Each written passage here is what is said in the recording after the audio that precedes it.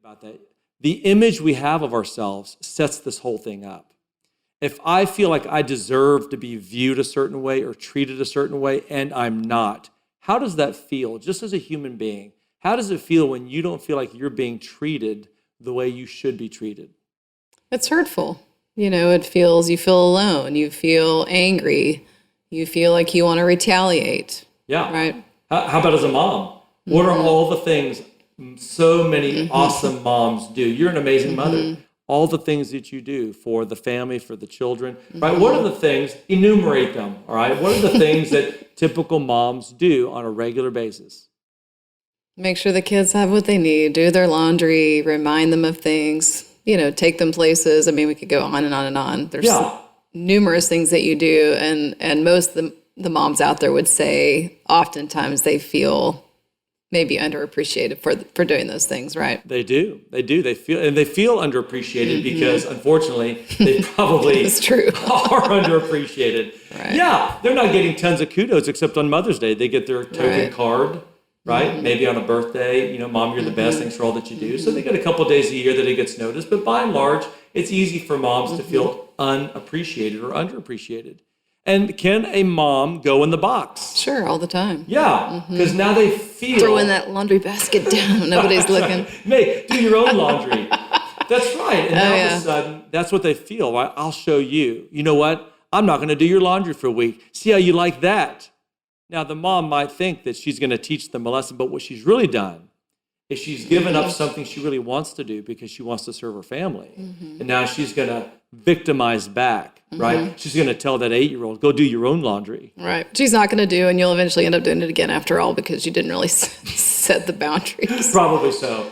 But this is what happens. And so when somebody lashes out, when somebody gets angry, when somebody shuts down and quits talking, you and I, when you and I have gotten in a disagreement, and one of us or both of us for a period of time, we don't get quiet because we need to process. We get quiet because we're not going to talk to the other person. Yeah, it's a checking out, but it's kind of a form of punishment. It's a form of punishment. And manipulation. Yeah, I'm going to let you know how upset I am by not talking to you until you finally say, are you okay? Is everything okay? And and we want each other to ask that so that the other person knows that they're upset. And it's juvenile. It's going back to when you're 14, 15, 16 years old. I'm not talking to you because I'm mad at you. Right. The reality is we go in the box and we feel like victims. But the reality is, think about this.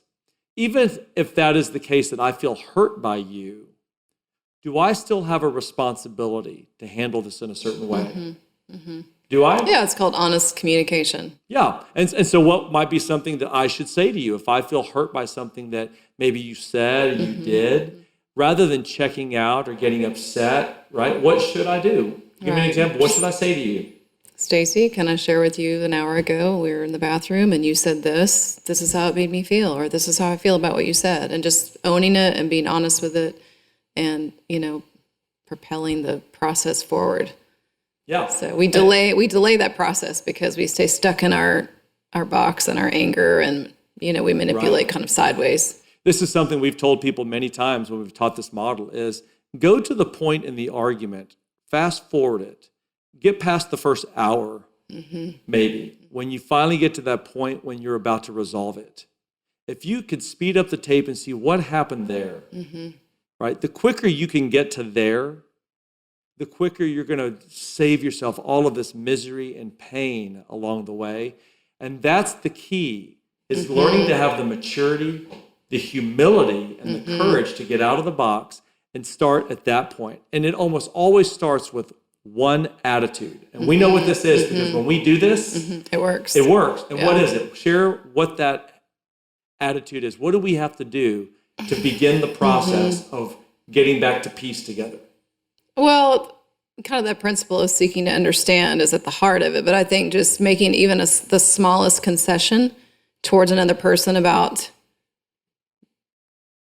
owning maybe something that you could have done different, you could have said different. It takes one small concession oftentimes, not always, but oftentimes for the other person to then make another concession. And then you begin this ping pong effect. Well, I could have probably done this, or I could have probably done this. But the reason that you don't is because you're so stuck in your position, because you have to tell yourself kind of the whole justification, right? You have to justify your position by making yourself better, the other person worse, in order to stay in the box and to stay in that place of stubborn, right?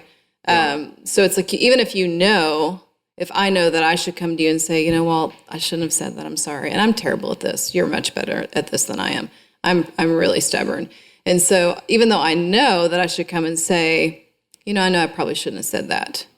I mean, I will just hold on to that as long as I possibly can, simply because I don't want to admit to you in my pride that, I shouldn't have said that. But if I'd be willing to do that and just get out of the box a little bit for a minute, then you typically always soften and say, well, I appreciate that. And you know what? I probably could have said this differently too. Because whenever we both hold on to our position and refuse to give in, it just perpetuates the problem.